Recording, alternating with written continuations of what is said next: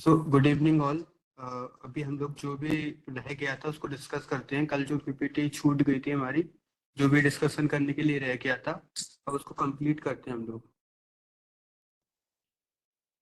अभी देखो हमारे पास में जो एक और एप्लीकेशन है जिसका नाम है 3D कैड एप्लीकेशन। ठीक है। अब कैड का मतलब क्या होता है, कोई बता सकता है कैड क्या होता है? कंप्यूटर में बहुत यूज होता है जी कैड। क्या है 3D कैड? क्या होता है, कोई बता सकता है 3D क्या होता है?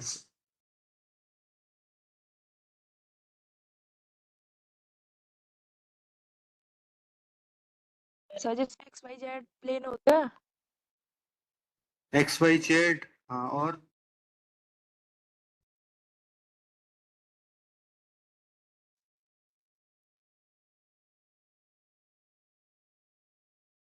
क्या होता है?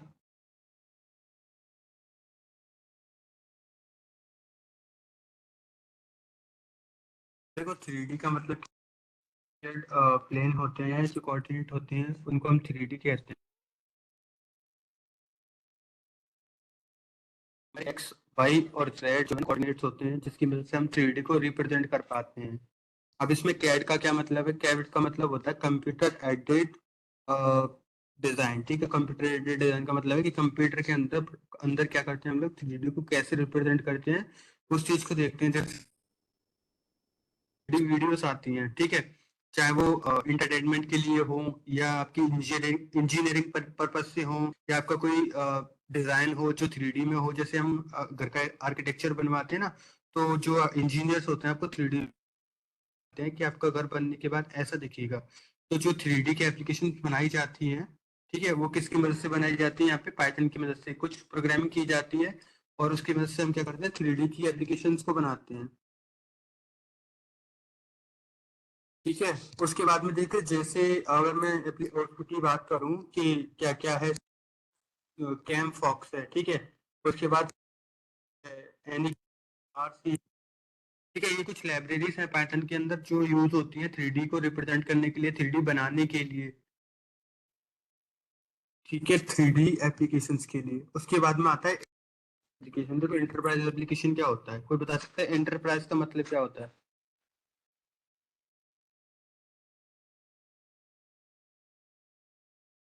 एंटरप्राइज क्या होता है, कोई बता सकता है एंटरप्राइज क्या होता है? सर समूह टाइप का मतलब। हाँ, एंटरप्राइज को समूह टाइप का एक ऑर्गेनाइजेशन को हम कहते हैं एक एंटरप्राइज। ठीक है। अब जैसे एक एंटरप्राइज का काम क्या होता है, कोई बता सकता है काम क्या है एक एंटरप्राइज का?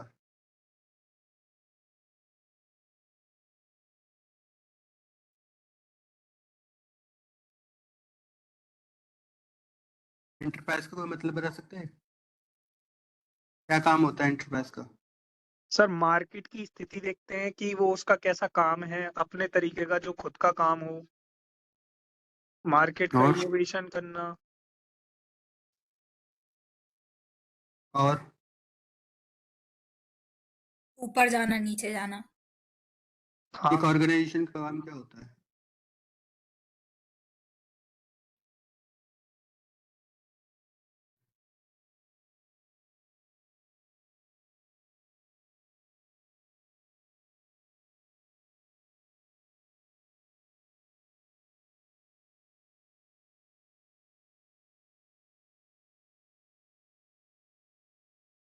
देखो एक जो एंटरप्राइज होती है वो एक लार्ज स्केल पर ऑर्गेनाइजेशन होती है जो बहुत बड़ी होती है। ठीक है।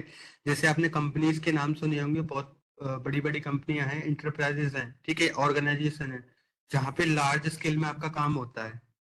लार्ज स्केल का मतलब क्या होता है? बहुत बड़ी ब्रॉड लेवल पे, ठीक है, वास्ट लेवल पे जहाँ पे काम होता है उसको हम इंटरप्राइज या फिर ऑर्गेनाइजेशन बोलते हैं। तो सारे काम कौन करता है? इसकी मदद से कंप्यूटर के अंदर किए जाते हैं। जैसे एप्लीकेशन ओपन ईआरपी सिस्टम है, ठीक है, ट्राइटॉन की इंटरप्राइज एप्लीकेशन के अंदर आती है। और यहाँ पे केवल एग्जांपल्स देने के लिए मैंने इन सबको लिखा हुआ है। ठीक है, रियल टाइम एप्लीकेशन है। जैसे आपको अगर मैं एग्जांपल दूं, जैसे स्टॉक मार्केट का ही एग्जांपल दूं, तो स्टॉक मार्केट में जब आप कोई एप्लीकेशन देखते हैं तो जब मार्केट फ्लक्चुएट करती है ना, तो फ्लक्चुएट होने से क्या होता है?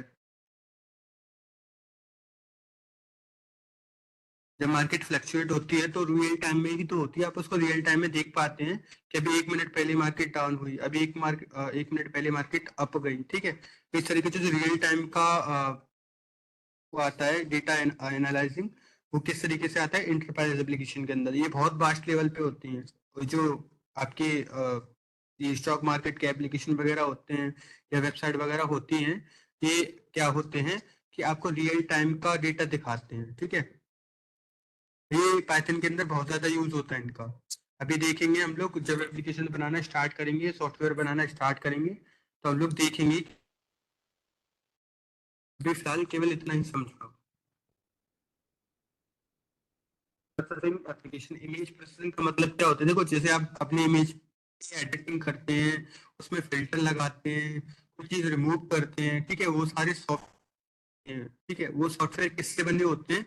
पाइथन की मदद से। ऐसा नहीं है कि पाइथन ही सब कुछ करती है, कुछ अलग लैंग्वेजेस से बनी होती है, लेकिन सबसे ज्यादा सबसे अच्छी लैंग्वेजेस कौन सी है? हमारी पाइथन, ठीक है। पाइथन की मदद से बहुत सारे काम होते हैं। जैसे यहाँ पे इमेज प्रोसेसिंग की बात कर रहे हैं आप लोग, मतलब इमेज को एडिट करना, इमेज में फिल्टर ऐड करना, इमेज में कुछ पार्ट को रिमूव करना या बैकग्राउंड को रिमूव करना, बहुत सारी चीजें ऐसी होती हैं जो पाइथन की मदद से की जाती हैं। जैसे इसमें लाइब्रेरीज हैं, एक लाइब्रेरी है, ठीक है, लाइब्रेरी होती है इसके अंदर, ठीक है, एक लाइब्रेरी होती है, ठीक है। ये आपकी क्या है? पाइथन में इमेज प्रोसेसिंग एप्लीकेशन या फिर सॉफ्टवेयर बनाने के लिए आपकी लाइब्रेरीज होती हैं।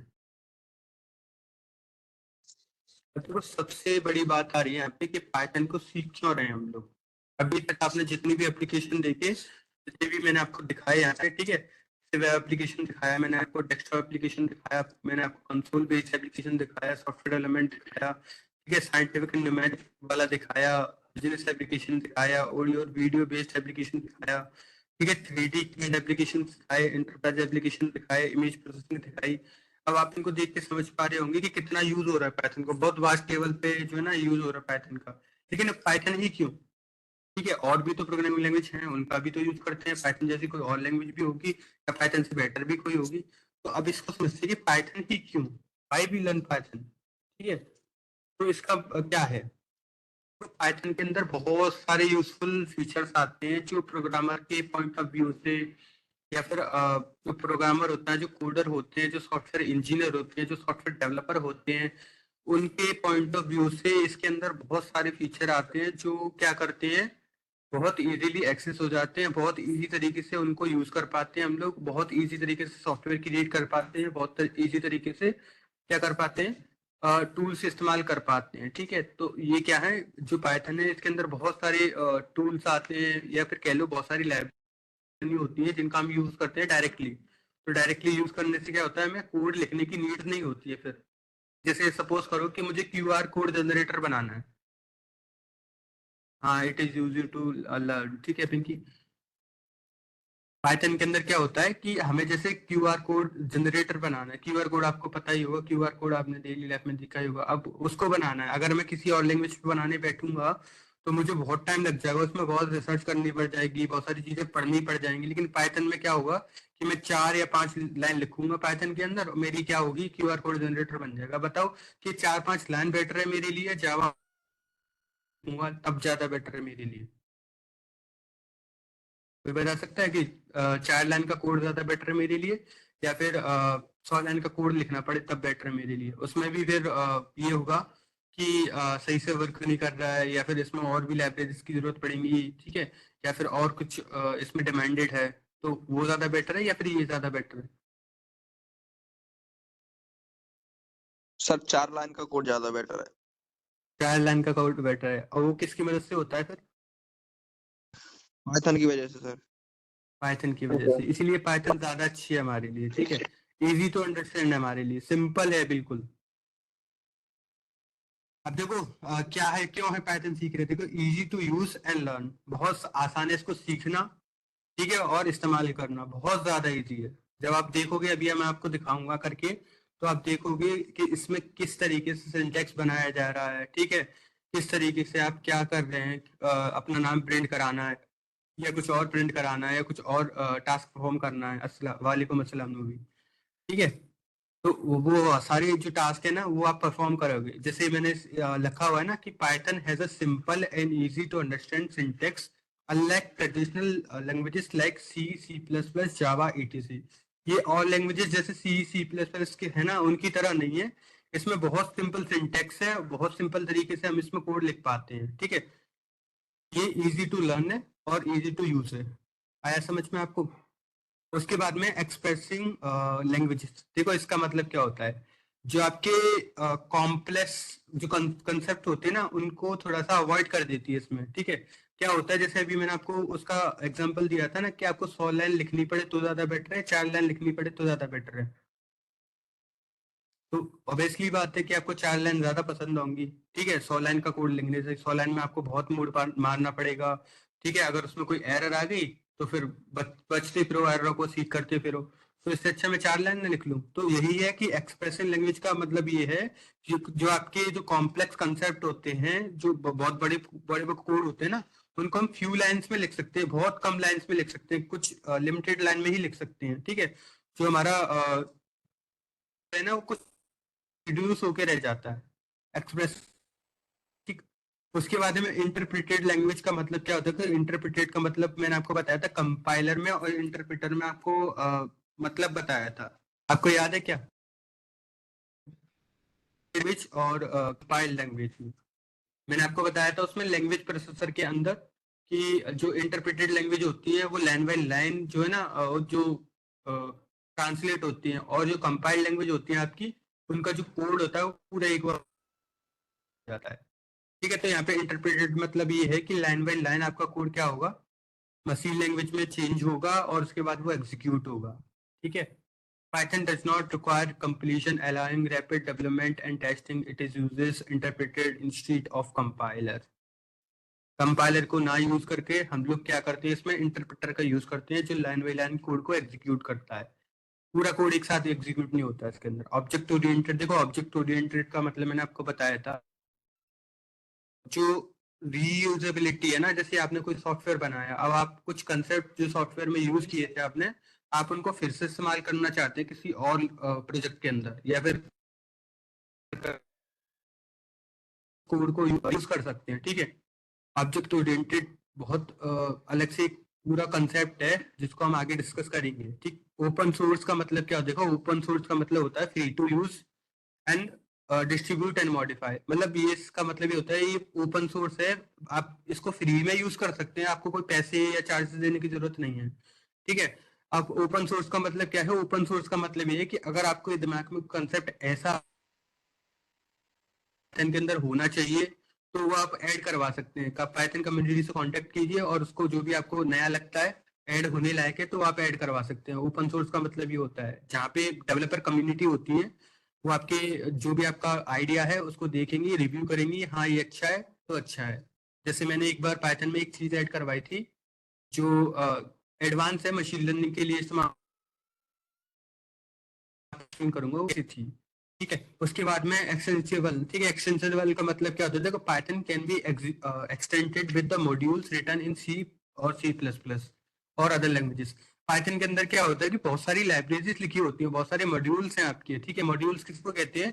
कि बना बनाया कुछ कोड होता है आपका जो आपको यूज करने के लिए मिलता है। जैसे मैंने अभी आपको बोला ना कि चाइल्ड लाइन का क्यूआर कोड जनरेटर आपको बनाना है, तो वो कुछ लाइब्रेरीज को इस्तेमाल करेगा। उसमें क्या होता है कि आपका पहले से बना बनाया कोड है, आप उसको रीयूज कर रहे हैं। ठीक है, तो एक्सटेंसिबल का मतलब यही है यहाँ पे। उसके बाद में learn standard library. Learn standard library का मतलब क्या है? जैसे मैंने आपको बताया कि इसमें बहुत सारी लाइब्रेरीज हैं, मॉड्यूल्स हैं, ठीक है, फंक्शंस होते हैं, तो आप उनको कैसे भी अपने किसी भी टास्क के पर्पज से इस्तेमाल कर सकते हैं। चाहे आप वेब प्रोग्रामिंग करें या डेस्कटॉप एप्लीकेशन में करें या मोबाइल एप्लीकेशन में करें, जैसी आपकी लाइब्रेरी होगी वो उस हिसाब से वर्क करेगी। ठीक है, तो जीयूआई प्रोग्रामिंग सपोर्ट का मतलब क्या है कि जब भी हम कोई सॉफ्टवेयर या फिर कोई प्रोजेक्ट बनाएंगे तो उसमें ग्राफिकल यूजर इंटरफेस बना सकते हैं। जैसे मैंने आपको बताया था कि CLI मोड होता है, एक जीयूआई मोड होता है। जीयूआई मोड का मतलब होता है graphical user interface, command line interface. ठीक है, कमांड लाइन का मतलब क्या होता है? जैसे मैंने आपको बताया था कल कि आपको कुछ टेक्स्ट लिखना पड़ेगा, वो टेक्स्ट के बेस पे काम करेगा अगर उसको सपोर्ट करेगा तो।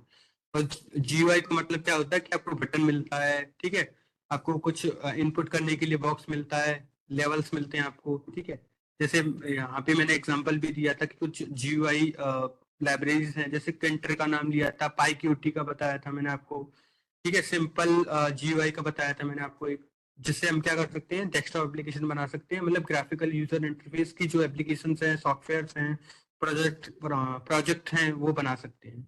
उसके बाद में इंटीग्रेटेड का मतलब क्या होता है, देखो इंटीग्रेटेड यहाँ पे लिखा है, कोई बता सकता है इंटीग्रेटेड क्या मतलब क्या होता है?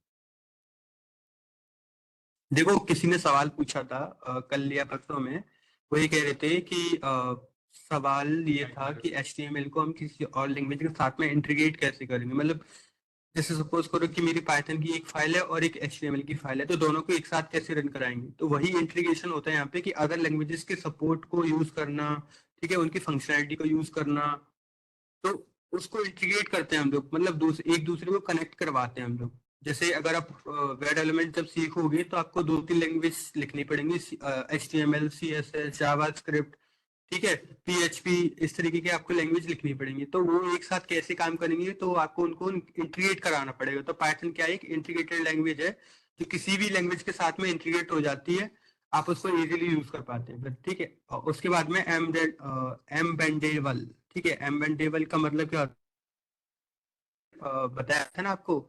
एम्बेडेबल का मतलब कि कुछ एप्लीकेशन ऐसी होती है जो फिक्स प्रोग्रामिंग वाली होती है, जैसे मैंने आपको टीवी की रिमोट का एग्जांपल दिया था, या फिर वीडियो प्लेयर, या फिर कुछ और एम्बेडेड सिस्टम होते हैं उनका एग्जांपल दिया था। तो इसमें क्या होता है कि अगर आप छोटा सा एप्लीकेशन बनाना चाहते हैं पाइथन की मदद से, तो आप बिल्कुल बना सकते हैं। एक स्क्रिप्टिंग लैंग्वेज पाइथन में लिखेंगे और उसकी मदद से हम लोग क्या बना सकते हैं, एम्बेडेबल प्रोजेक्ट बना सकते हैं, ठीक है। उसके बाद में डायनेमिक प्रोग्रामिंग में, dynamic memory allocation. Dynamic memory allocation का मतलब क्या है कि कुछ लैंग्वेजेस ऐसी होती है कि एक बार उन्होंने जो है ना स्पेस ऑक्यूपाई कर लिया, तो फिर क्या होता है कि वो ऑक्यूपाई ही रहता है। लेकिन पाइथन के अंदर क्या होता है कि अगर उसका काम नहीं है तो क्या करता है, वो मेमोरी को रिलीज कर देता है। लेकिन पाइथन के अंदर क्या है कि वो मेमोरी को रिलीज कर देगा अगर उसका यूज नहीं है तो। लेकिन अदर लैंग्वेजेस में क्या होता है कि वो मेमोरी को एलोकेट ही रहने देते हैं, जिससे हमारा क्या होता है, जो मेमोरी है हमारी, रैम वगैरह या हार्ड, वो आपकी फुल है, जिसकी वजह से सॉफ्टवेयर वगैरह आपके स्लो हो जाते हैं, और आपकी मेमोरी या फिर आपका जो सॉफ्टवेयर है वो बहुत हैवी हो जाता है, बल्कि हो जाता है। Wide range libraries and framework. Wide range of libraries and framework का मतलब क्या है, इट इज वेरी सिंपल कि आपकी जो लाइब्रेरीज हैं, मतलब जैसे मैंने आपको बताया, जो आपके मॉड्यूल्स हैं, जो आपकी लाइब्रेरीज हैं, ये बहुत ज्यादा हैं, और फ्रेमवर्क वो आपके बहुत ज्यादा हैं, जिनका यूज करके आप लोग बहुत आसानी से सॉफ्टवेयर बनाते हैं अपने, आप प्रोजेक्ट बनाते हैं अपने, ठीक है, कोई एप्लीकेशन बनाते हैं अपने। जैसे Python has a vast collection of libraries and frameworks such as NumPy, Pandas, Django, Flask that can be used to solve a wide range of problems. जैसे मैंने आपको पहले डिस्कस किया था कि लाइब्रेरीज एंड फ्रेमवर्क के अंदर बहुत सारे आपके लाइब्रेरीज एंड फ्रेमवर्क होते हैं, उनका एग्जांपल भी दिया था। नमपाई बताया था आपको, पांडास बताया था आपको, जेंगो बताया था आपको, फ्लास्क बताया था आपको, ठीक है। ये आप यूज करके अपने प्रोजेक्ट वगैरह क्रिएट कर सकते हैं आसानी से। उसके बाद में वर्साटिलिटी, ठीक है। वर्सेटिलिटी क्या होती है, देखिए जो पाइथन है आपकी, वो यूनिवर्सल लैंग्वेज होती है। यूनिवर्सल का मतलब क्या है, वो बता सकता है यूनिवर्सल का मतलब क्या है? जो सर हर जगह एक्सेप्टेबल हो और वो चेंज ना होती हो रीजन या फिर किसी पर्टिकुलर एरिया के थ्रू। हाँ बिल्कुल। तो यही है कि पाइथन जो है आपकी, वो एक बहुत वाइड रेंज लैंग्वेज है जो हर जगह पे चलती है, हर जगह पे यूज होती है, ठीक है। उसकी जो लिमिट है ना, वो अनलिमिटेड ही मान लो, हर जगह पे यूज होती है। चाहे वेब डेवलपमेंट ले लें, चाहे सॉफ्टवेयर डेवलपमेंट ले लें, या मोबाइल एप्लीकेशन ले लें, ठीक है, साइंटिफिक कंप्यूटर ले लें, या किसी साइंटिफिक रिसर्च में भी ले लें ना, तो भी आपकी पाइथन वहाँ पे आएगी। उसके बाद में लार्ज कम्युनिटी। लार्ज कम्युनिटी का मतलब, देखो लार्ज कम्युनिटी का मतलब सिंपल यही है कि जो पाइथन है उसकी, या फिर जो कंट्रीब्यूटर होते हैं आपके, वो उनकी कम्युनिटी बहुत ज्यादा बड़ी है। अगर आपको कोई प्रॉब्लम आती है पाइथन के अंदर, या फिर आपको कोई ऐसी एरर आती है जो पाइथन के अंदर नहीं आनी चाहिए थी, तो आपकी बिल्कुल हेल्प की जाएगी। पाइथन की जो डेवलपर होते हैं, कम्युनिटी होती है, वो आपकी हेल्प करेगी। पाइथन की कम्युनिटी आपको कहाँ मिलेगी जिससे आपको हेल्प मिल पाए। आपने किसी ने स्टैक ओवरफ्लो का नाम तो नहीं सुना होगा, मैं बता दूं। स्टैक ओवरफ्लो एक ऐसी वेबसाइट है जहाँ पे डेवलपर अपना कोई भी क्वेश्चन पूछते हैं, ठीक है। आपको कैसी भी एरर आती है, आपको प्रोजेक्ट बनाने में कोई सी भी एरर आ रही है ना, तो आप उसको एरर को वहाँ पे प्लेस करें, ठीक है, वहाँ पे पोस्ट कर दें, और कोई दूसरे डेवलपर उसको आपको रिजॉल्व कराने में मदद करेगा। वो वहाँ पे कम्युनिटी बनी हुई है हम डेवलपर्स की, जो अगर कोई भी हमें प्रॉब्लम आती है तो वहाँ पे हम अपनी प्रॉब्लम को पोस्ट करते हैं और कोई दूसरे डेवलपर आके उसको एक्सप्लेन कर देता है। तो ये मॉड ही होता है, ठीक है। करियर अपॉर्चुनिटी देखो, पाइथन के अंदर बहुत सारी करियर अपॉर्चुनिटी हो गई हैं आज के टाइम पे। एआई ले लो, मशीन लर्निंग ले लो, डेटा साइंस ले लो, डेटा एनालिसिस ले लो, ठीक है। बहुत सारी करियर अपॉर्चुनिटी आ गई है पाइथन के अंदर। इवन अब जो एप्लीकेशंस बन रही है ना, वो पाइथन के अंदर बहुत ज्यादा बनने लगी है। होता यूं है कि पहले मोबाइल एप्लीकेशन बहुत कम बनती थी पाइथन के ऊपर, ठीक है, लेकिन आज के टाइम पे पाइथन के ऊपर मोबाइल एप्लीकेशन इतनी ज्यादा बनने लगी है, इतनी ज्यादा बनने लगी है, बहुत ज्यादा, हद से ज्यादा बनने लगी है। तो पाइथन के अंदर करियर अपॉर्चुनिटी बहुत सारी है, बहुत ज्यादा। आप बिलीव नहीं करोगे, लेकिन ज्यादा कि अगर आप एक बार पाइथन को पढ़ लोगे ना, तो आपके पास में अपॉर्चुनिटी है। जैसे साइबर सिक्योरिटी ले लो, चाहे हैकिंग ले लो, ठीक है। बहुत सारी ऐसी फील्ड है जहाँ पे पाइथन यूज हो रही है आपकी, क्योंकि इजी है।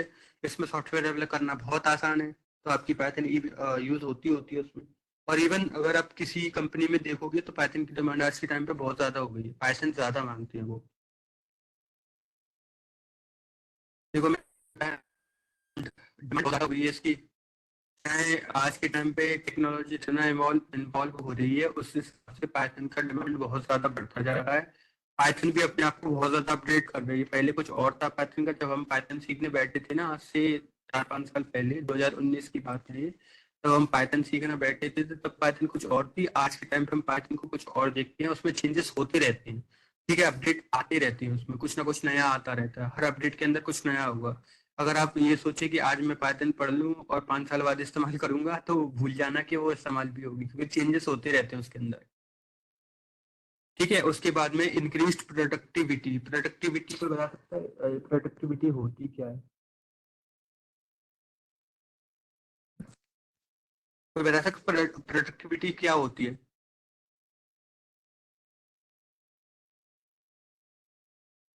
हमने बुक्स पढ़ी होंगी, प्रोडक्टिविटी को इंक्रीज कैसे करते हैं। जो हम डेली लाइफ में काम करते हैं ना, उसको इफिशिएंटली कैसे करें, जल्दी से जल्दी कैसे करें, अच्छे से अच्छा कैसे करें, ठीक है। उसको हम प्रोडक्टिविटी कहते हैं। आसानी से कैसे काम को किया जाता है, उसको हम प्रोडक्टिविटी कहते हैं। लेकिन यहाँ पे क्या मतलब है उसका, कि जब हम कोई कोड लिखते हैं या कोई सॉफ्टवेयर लिखते हैं, ठीक है, या फिर कुछ और प्रोजेक्ट वगैरह बनाते हैं, तो उसके अंदर इफिशियंसी कैसे आएगी हमारी, ठीक है।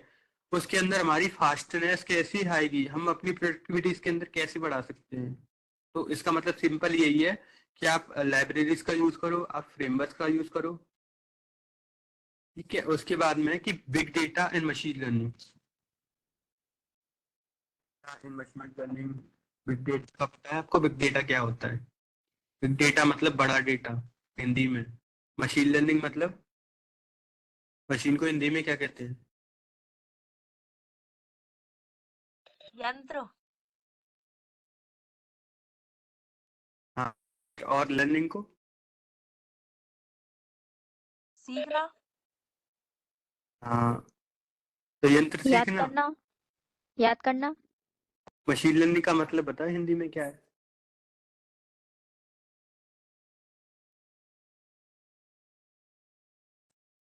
मशीन लर्निंग को हिंदी में क्या बोलेंगे बताओ? ML language use to device. Hindi में पूछ रहा हूँ मैं कि ये मशीन लर्निंग जो है ना, हिंदी में क्या बोलते हैं मशीन लर्निंग को? सब मशीन एक इंग्लिश वर्ड ही है, मतलब हिंदी में इसका कोई वो नहीं है। क्यों नहीं है? यंत्र तो फिर डिवाइस हो जाता है ना, हिंदी में अगर उपकरण। करें भी तो। हाँ, तो हम यंत्र को सिखा रहे हैं ना, तो वही तो मशीन लर्निंग है ना। अब मैं जो यहाँ पे मशीन को रिप्लेस करके ह्यूमन लिख दूँ तो ह्यूमन लर्निंग हो गया ना फिर वो।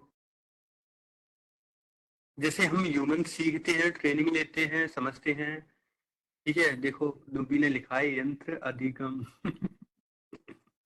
क्या लिखा है, ठीक है। जैसे हम लोग ह्यूमन सीखते हैं, ट्रेनिंग लेते हैं, ठीक है, अपना ब्रेन लगाते हैं, तो उस तरीके से मशीन भी आज के टाइम पे सीखने लगी है खुद से। पहले क्या होता था कि हम मशीन को जो इंस्ट्रक्शन देते थे वो उस पे वर्क करती थी, लेकिन आज के टाइम पे एआई के टाइम पे क्या हो रहा है कि मशीन खुद से सीखने की कोशिश करती है। हमें इतना एफर्ट नहीं लगाना जितना हमें पहले लगाना पड़ता था। और अगर आप आज से करीब 20 साल पीछे जाओगे ना, जब कंप्यूटर इवॉल्व हो रहा था, तो वहां पे कंप्यूटर के ऊपर हमें बहुत बहुत ज्यादा वर्क करना पड़ता था। लेकिन आज के टाइम पे क्या है कि कंप्यूटर खुद से सीखने की कोशिश में लगा हुआ है, इसको मशीन लर्निंग कहते हैं। मशीन लर्निंग होती किस ह्यूमन की मदद से ही है। जब आप ये आगे जाओगे मशीन लर्निंग को स्टडी करोगे ना, तो आपको मशीन लर्निंग के अंदर बहुत सारे कंसेप्ट मिलेंगे। हाँ, मैंने पढ़ लिया है नंदिनी, वो क्या नाम था, बता दिया। तो आपको पता चलेगा कि मशीन की लर्निंग कैसे की जाती है। अब देखो, बिग डेटा का मतलब क्या है? बिग डेटा का मतलब होता है एक लार्ज अमाउंट ऑफ डेटा को हम बिग डेटा कहते हैं। अब इसको एनालाइज कैसे करना होता है, इसमें से यूजफुल चीजें कैसे निकाली जाती हैं, उस चीज के बारे में फाइंड करना या फिर डिटरमाइन करना, वो सारी चीजें बिग डेटा के अंदर आती हैं। अब जैसे देखो, इसकी कुछ लाइब्रेरीज हैं जैसे big data and machine learning की। जैसे मैंने आपको बताया था नमपाई है एक, ये देखो NumPy है एक, Unpy है एक, जो मशीन लर्निंग के इस्तेमाल होता है। तो एक अलग से लाइब्रेरीज है पूरी की पूरी मशीन लर्निंग के लिए इस्तेमाल होती है। सारी हैं जो आपकी मशीन लर्निंग के लिए इस्तेमाल होती हैं। जैसे मैं नमपाई की स्पेशली बात करूँ या पांडास की बात करूँ, तो बिग डेटा के लिए इस्तेमाल होती है, डेटा के लिए काम होती हैं। लेकिन साइकिट-लर्न या फिर टेंसरफ्लो ये मशीन लर्निंग के लिए इस्तेमाल होती हैं।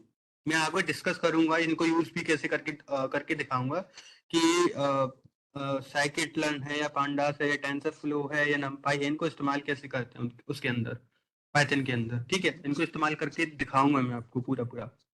अभी फिलहाल ये समझ लो कि ये क्या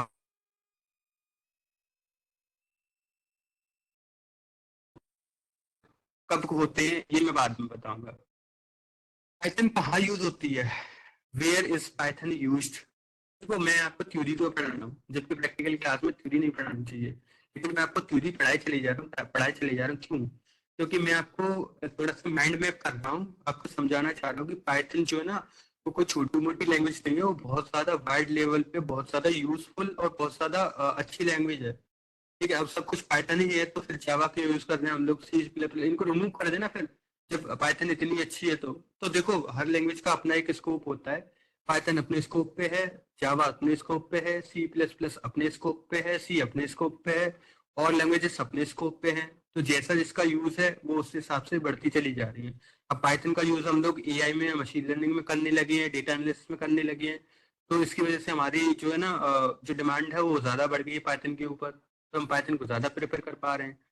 लेकिन अगर यही होता कि जावा होती इसकी जगह पे, तो हम जावा को पढ़ रहे होते, सी प्लस प्लस होती तो उसको पढ़ रहे होते। मैंने आपको शुरुआत में बताया था कि सी या सी प्लस प्लस जो है ना, वो क्या है, मदर लैंग्वेजेस हैं। चाहे आप जावा पढ़ो, चाहे आप पाइथन पढ़ो, चाहे आप कोई और लैंग्वेज पढ़ो, तो वो क्या है, वो किसकी मदद से बनी होती है? वो सी या फिर सी प्लस प्लस की मदद से बनी होती है। ये दोनों लैंग्वेज है ना, इतनी पावरफुल लैंग्वेजेस हैं कि अगर ये ना हो ना, तो जो पाइथन है, जावा है या फिर सी शार्प वगैरह है, ये सब कुछ नहीं है फिर इनके आगे। इनकी जो लाइब्रेरीज बनी होती है, पाइथन की जितनी भी लाइब्रेरी बनी है ना, जब आप उनको खोल के देखोगे तो आपको सी प्लस प्लस का कोड दिखेगा उनके अंदर, सी का कोड दिखेगा इनके अंदर। ऐसे ही जब आप जावा को खोल के देखोगे, तो उसके अंदर जो लाइब्रेरीज बनी हुई है ना, वो सी प्लस प्लस के अंदर बनी हुई है। ऑलमोस्ट जो जावा है ना, वो पूरी की पूरी पूरी total based on C plus plus है। लेकिन अब हम यहाँ जावा सॉरी पाइथन पढ़ रहे हैं, तो पाइथन को देखेंगे। आपको क्या होगा, देखो डेटा, जैसे कि मैंने बताया आपको, डेटा साइंस एक वास्ट फील्ड है। ठीक है, बहुत ज्यादा इंपॉर्टेंट है ये पाइथन के वो उसके अंदर। अपन जब देखेंगे रियल वर्ल्ड में, तो डेटा आज के टाइम पे बहुत ज्यादा इंपॉर्टेंट है हमारे लिए, उसको एनालाइज करना हमारे लिए बहुत ज्यादा इंपॉर्टेंट है। ठीक है, अब देखो, डेटा साइंस पढ़ने के लिए आपको बहुत ज्यादा एफर्ट लगाने पड़ेंगे। कैसे एफर्ट लगाने पड़ेंगे? डेटा साइंस पढ़ने के लिए आपको मैथमेटिक्स का इस्तेमाल करना पड़ेगा, और कोई छोटा मोटा मैथमेटिक्स नहीं जो आप अपनी बीएससी में पढ़ रहे हो, वो तो कुछ भी नहीं है। आप जब डेटा साइंस पढ़ने बैठेंगे, तो आपको करीब 15 से 20 टाइप की मैथ्स पढ़नी पड़ेंगी, 15 से 20 टाइप की मैथ्स। ओह माय गॉड, क्या डेटा साइंस पढ़ने के लिए इतनी मैथ्स पढ़नी पड़ेगी?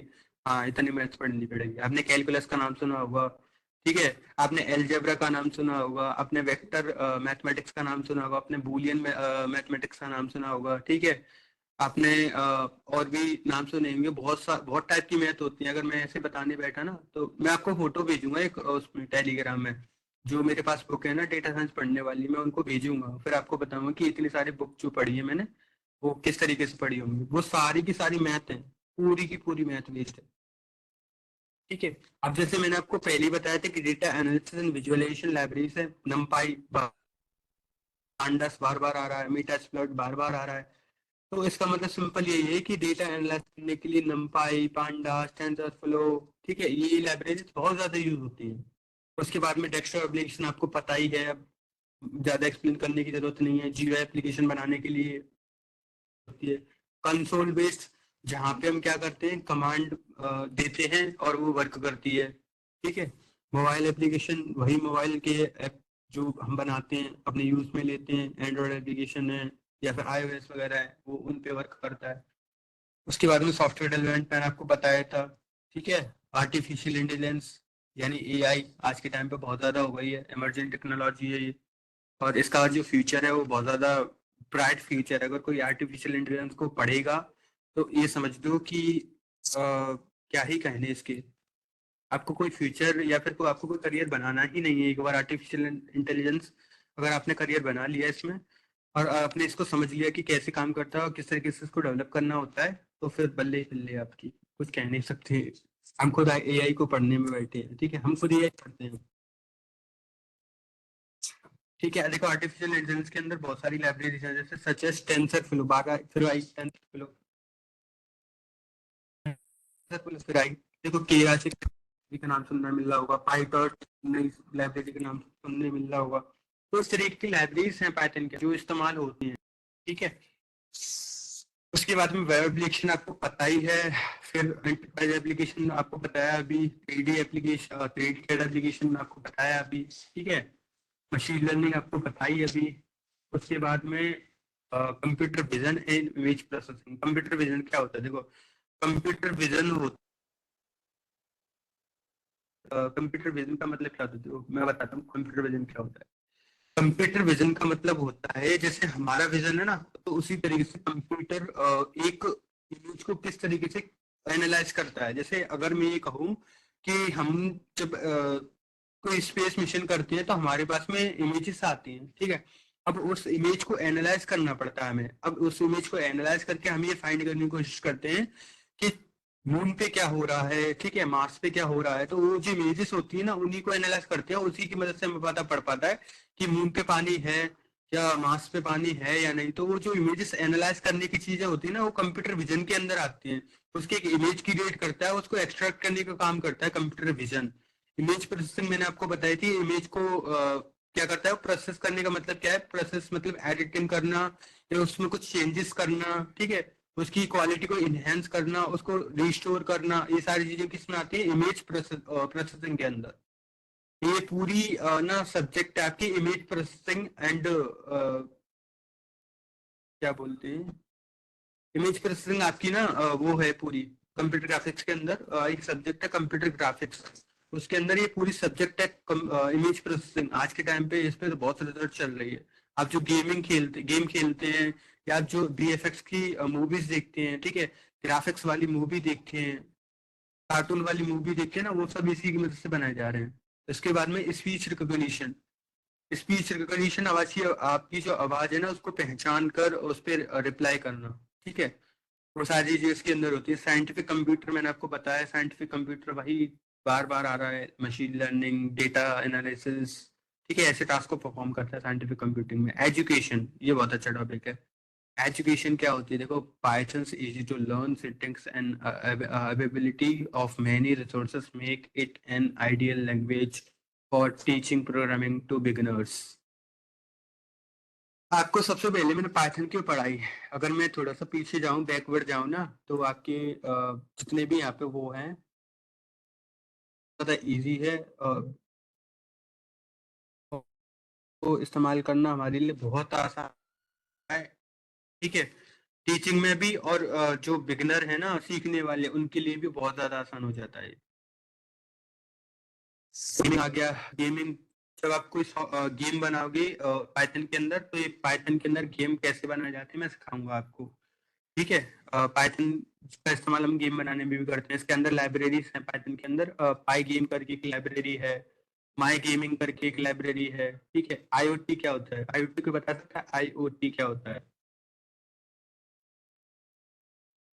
आईओटी, ये रहा आईओटी। टेक्नोलॉजी। क्या मतलब है इसका?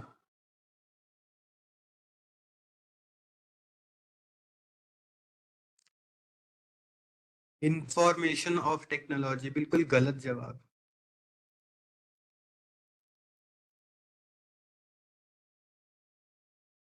बताओ क्या मतलब है इसका?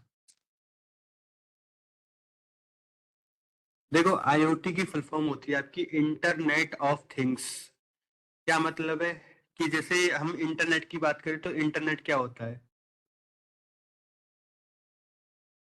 कोई बता सकता है इंटरनेट क्या होता है जो हम इस्तेमाल कर रहे हैं? इंटरनेट ये बेसिक सी टर्म है। इंटरनेट हम सभी इस्तेमाल करते हैं। इंटरनेट क्या मतलब है इंटरनेट का?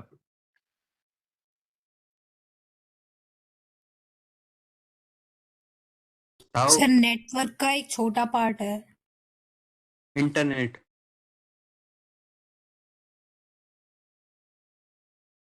इंटरनेट का पूछा। नेटवर्क के समूह को। देखो, नेटवर्क क्या होता है? नेटवर्क क्या होता है कोई बता सकता है? आपने पढ़ा था, शिखर सर ने आपको पढ़ाया होगा, इंटरनेट बहुत अच्छे से सर पढ़ाया था। सर सर हाँ, नेटवर्क होता है एक कंप्यूटर को दूसरे कंप्यूटर से या फिर बहुत सारे कंप्यूटर्स को एक साथ जोड़ के रखना, और और उससे अपना एक दूसरे से अपना डाटा शेयर करना। और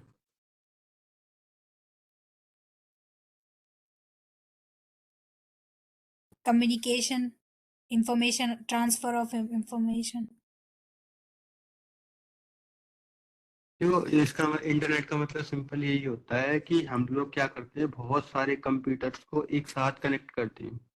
ठीक है, connect all the computers in the world, एक साथ कनेक्ट करना, इंटरनेट। और इस इंटरनेट का इस्तेमाल कौन करता है? ह्यूमंस। किसके लिए? अपने कम्युनिकेट करने के लिए। बेसिक्स।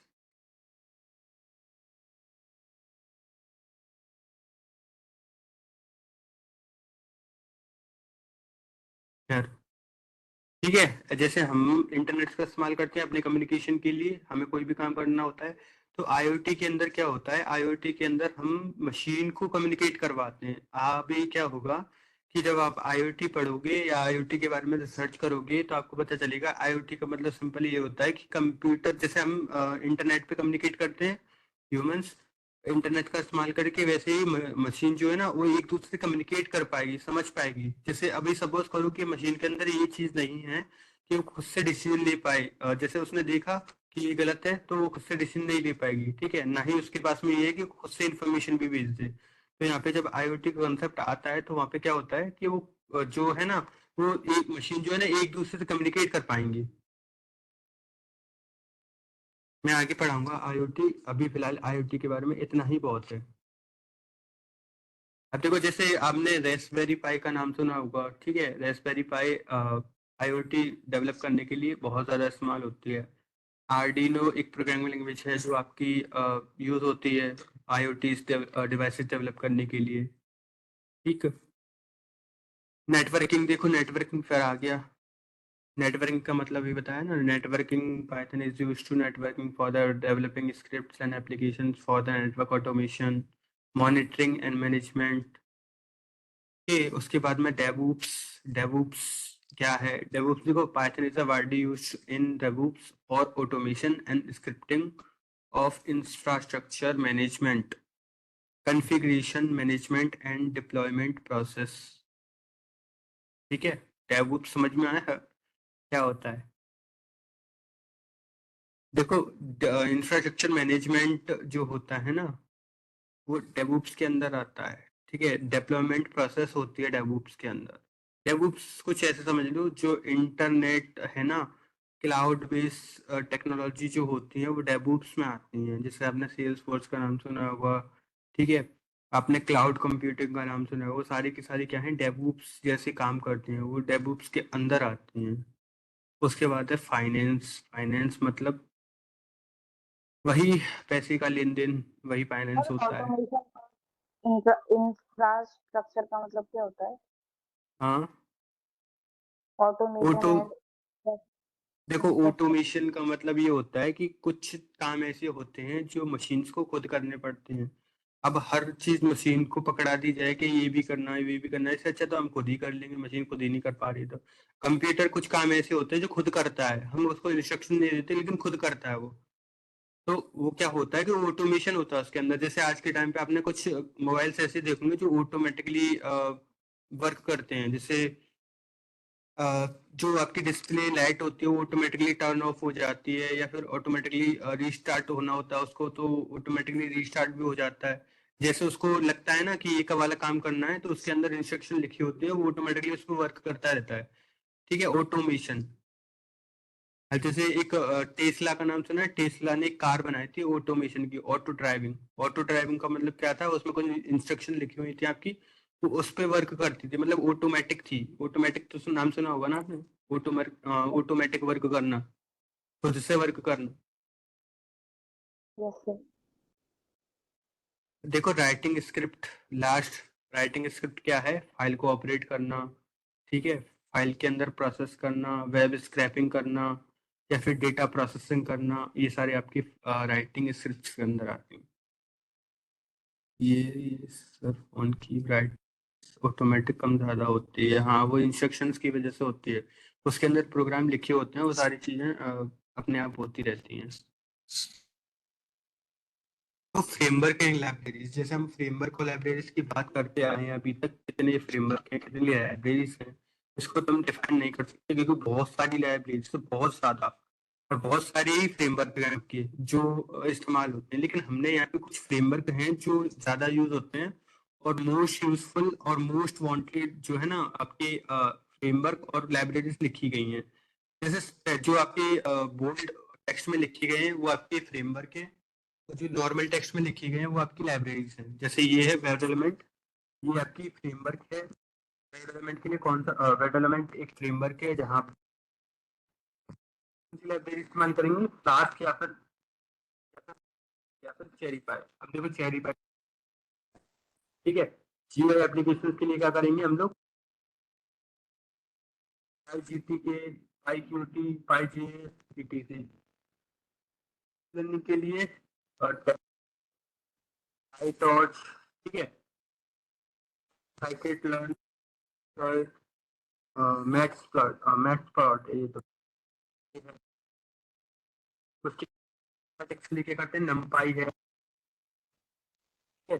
ब्यूटीफुल शो, ठीक है, अच्छा नहाने का साबुन, सुंदर नहाने का साबुन। For web scrapping and parsing HTML XML. देखो, वेब स्क्रैपिंग का मतलब क्या होता है, पार्सिंग एचटीएमएल और एक्सएमएल का मतलब क्या है। वेब स्क्रैपिंग मतलब उससे इंटरनेट से कुछ ऐसा डेटा निकालना जो यूजफुल हो हमारे लिए, उसको वेब स्क्रैपिंग कहते हैं हम लोग। पार्सिंग एचटीएमएल एंड एक्सएमएल का मतलब क्या है कि जो आपकी एचटीएमएल और एक्सएमएल फाइल होती है, एक ना आपका स्ट्रक्चर फॉर्म में लिखी जाती है। जैसे एचटीएमएल का मतलब होता है हाइपर टेक्स्ट मार्कअप लैंग्वेज, ठीक है, एक्सएमएल का मतलब होता है एक्सटेंशन मार्कअप लैंग्वेज। अब इनके अंदर कुछ टेक्स्ट वगैरह होता है, ठीक है, तो हमारी इंफॉर्मेशन नहीं निकल पाती है, ये केवल स्ट्रक्चर लैंग्वेज है। लेकिन हमें क्या करना पड़ता है, कुछ से डेटा या फिर यूजफुल डेटा निकालना होता है, उसके लिए इस्तेमाल होता है ब्यूटीफुल सोप। इसको वेब स्क्रैपिंग में आप आगे डिस्कस करूंगा कि वेब स्क्रैपिंग होती कैसी है, ठीक है, आप कैसे इंटरनेट से यूजफुल डेटा निकालोगे। अभी जैसे मैं अगर ये कहूँ कि आपको ना इंटरनेट से आगरा में कितने डॉक्टर्स हैं उनकी ईमेल आईडीज निकालिए, तो आप कैसे निकालोगे, इंटरनेट पर सर्च करोगे कि आगरा में जितने भी डॉक्टर हैं उनकी ईमेल आईडीज ला के दे दो मुझे, तो उसका कोई तरीका होगा तभी तो आप निकाल पाओगे, तो उसको वेब स्क्रैपिंग कहते हैं, इंटरनेट से कुछ यूजफुल थिंग्स को निकालना। उसके बाद में रिक्वेस्ट्स, HTTP का रिक्वेस्ट्स। आप जब भी इंटरनेट चलाते हैं ना, तो आपने वेबसाइट के आगे लिखा देखा होगा HTTP या फिर HTTPS, क्या मतलब होता है इसका? So hypertext markup language. Hyper text markup language. Sir hypertext transfer protocol. हाँ, देखो HTTP का मतलब क्या होता है। HTTP का सिंपल मतलब ये होता है कि एक प्रोटोकॉल है। प्रोटोकॉल का मतलब होता है सेट ऑफ रूल्स। इंटरनेट पे जब हम कोई वेबसाइट को लॉन्च करते हैं, इस्तेमाल करते हैं, तो उसमें एक प्रोटोकॉल यूज होती है, उसको हम HTTP बोलते हैं। ये क्या करती है, आपकी रिक्वेस्ट को ली जाती है सर्वर के पास में, सर्वर फिर उस हिसाब से आपकी क्वेरी के हिसाब से आपको रेस्पॉन्ड करता है, ठीक है। अब HTTP और HTTPS में क्या डिफरेंस है। जो सिंपल HTTP है आपका, वो आपका सिक्योर नहीं है, और जो HTTPS है ना, जिसमें S लग गया, वो सिक्योर्ड है। तो आप कभी जब वेबसाइट के अंदर देखोगे तो कुछ वेबसाइट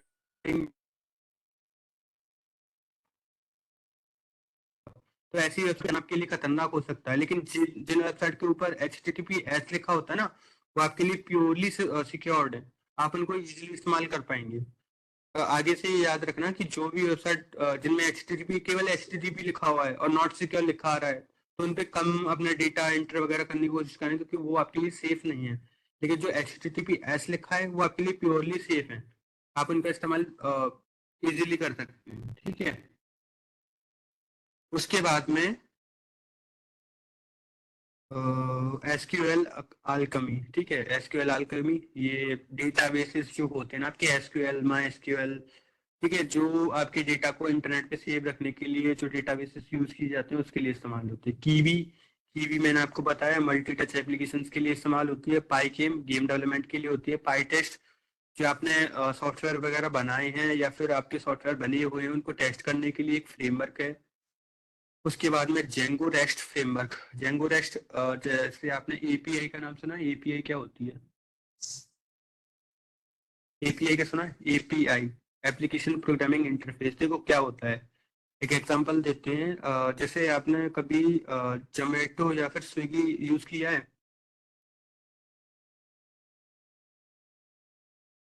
किया होगा, ठीक है। Yes, sir. क्या होता है कि जैसे उसमें लोकेशन दिखाता है वो, ठीक है, लोकेशन दिखाता है कि आपका डिलीवरी पर्सन कहाँ है इस वक्त। तो वो जो डिलीवरी पर्सन है जो लोकेशन दिखा रहा है वो कैसे दिखा रहा होगा? क्या जोमेटो ने या स्विगी ने अपना सैटेलाइट भेजा हुआ है उसमें स्पेस में, जिसकी वजह से वो उसको जियो लोकेशन को फाइंड कर पाते हैं। Good evening. Good evening sir. एक तो टाइम ऑलरेडी हो रहा है। Yes sir. दूसरा, सभी आप स्टूडेंट्स को बताना है जो आगरा कॉलेज के स्टूडेंट हैं और पिछले सेकंड या फोर्थ सेमेस्टर में कोई भी रहे हैं, तो मैसेज भी ग्रुप में डाला गया है। परसों 3 बजे एक ओरिएंटेशन मीटिंग है ऑडिटोरियम में कॉलेज में ही, तो उन स्टूडेंट्स को अवेलेबल रहना है ना। और अपनी क्लास जितनी जल्दी हो सके मैनेज कर लीजिए, फिर मैं स्टार्ट करूँगा अपनी। Yes sir. Thank you. Yes sir.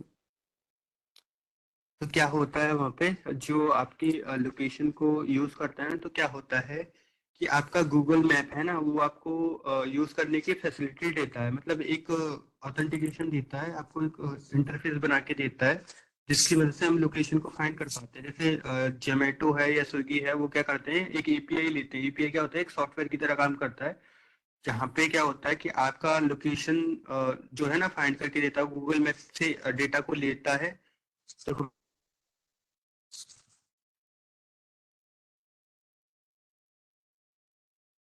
ये देखो, जैसे ये है AI, ये है आपका, ठीक है, सर्वर मतलब गूगल का, गूगल यहाँ पे जियो लोकेशन डेटा पड़ा हुआ है। क्या होता है कि जब भी हम अगर उस पर देखते हैं तो एक एपीआई होती है, मतलब space होता है एक बीच में मिडिल। ये क्या करता है कि डायरेक्टली आप जब करोगे तो मुझे डेटा दे दो, तो ये डेटा नहीं देगा।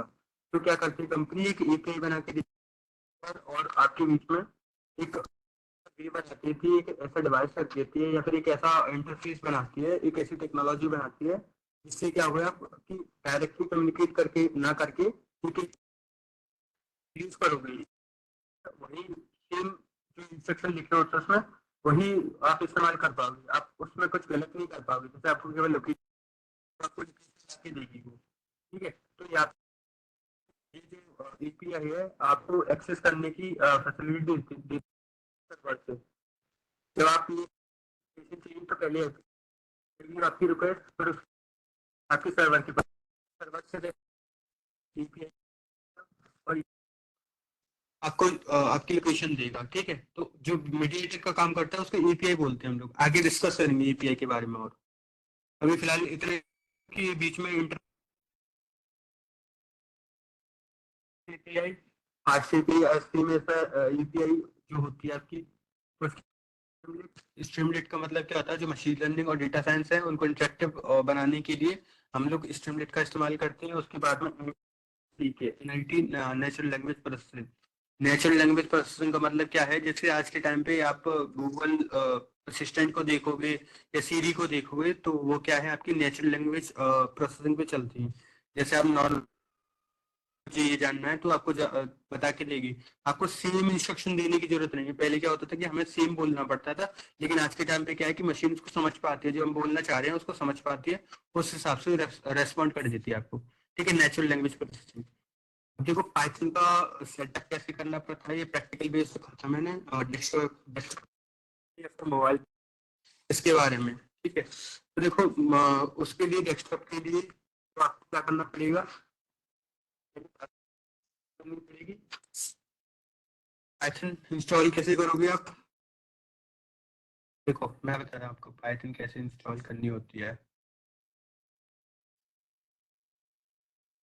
अब मैं आपको लैपटॉप के लिए बता रहा हूँ, तो आप लैपटॉप के लिए देख लें जल्दी से। आपको पाइथन की वेबसाइट मिलेगी python.org करके। अब डाउनलोड्स में जाओगे, आपका विंडोज है तो ऑटोमेटिकली डिटेक्ट कर लेगा। ये ऐसे आप क्लिक करोगे तो आपका डाउनलोड होना शुरू हो जाएगा और डाउनलोड भी हो जाएगा। इसको बस नेक्स्ट नेक्स्ट करके आपको इंस्टॉल कर लेना है। अब इसके लिए आईडी की जरूरत पड़ेगी। आईडी क्या होती है, एक इंटीग्रेटेड डेवलपमेंट, ठीक है। जो आपका इन्वायरमेंट होता है ना, जैसे आप कुछ फोटोशॉप यूज किया होगा आपने, तो वो इमेज को एडिट करने के लिए, ठीक है, वो सारे काम करने के लिए आपको एक इन्वायरमेंट क्रिएट करके देता है। जैसे हमें कोडिंग के लिए एक इन्वायरमेंट का होता है जिसका इस्तेमाल हम लोग कोडिंग करने के लिए या फिर कोड लिखने के लिए, प्रोग्रामिंग के लिए करते हैं। अब जैसे आपको कोई भी आइडिया, जैसे पाईचार्म है, ठीक है, पाईचार्म इस्तेमाल कर सकते हो आप लोग, VS कोड का इस्तेमाल कर सकते हो आप लोग। ये इस तरीके से आईडीज हैं, ठीक है। अब देखो मोबाइल के लिए क्या होगा, मोबाइल के लिए गूगल प्ले स्टोर। देखो मोबाइल के लिए तो कुछ अलग ही है सीन, मैं बताता हूँ। इस टॉपिक को आप कल से रखिए, ज्यादा अच्छा रहेगा। यस सर, टाइम ओवर हो जाता है फिर ना, नेक्स्ट 2 क्लासेस। यस सर, मैं क्लास को सो थैंक यू। आज की क्लास यहीं तक थी, कल हम डिस्कस करेंगे उसके बारे में, जो आपके आईडीज वगैरह हैं, कल हम उसके बारे में डिस्कस करेंगे अच्छे तरीके से। आज की क्लास यहीं पे है। Thank you so much. Thank you sir.